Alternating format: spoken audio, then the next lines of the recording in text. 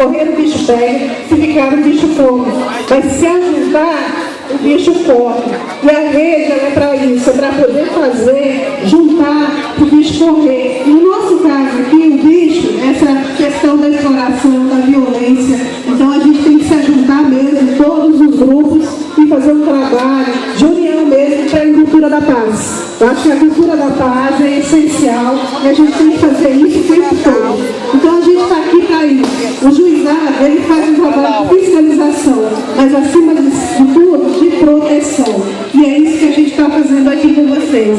Né? Buscando isso aí, um trabalho mesmo nesse sentido.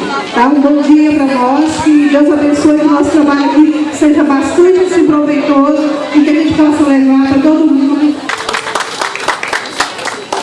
Bom dia, pessoal.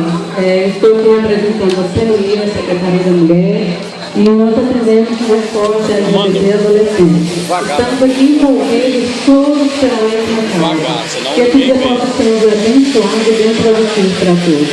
Obrigada. Eu sou Lívia, eu sou da Secretaria da Mulher, da Senhoria.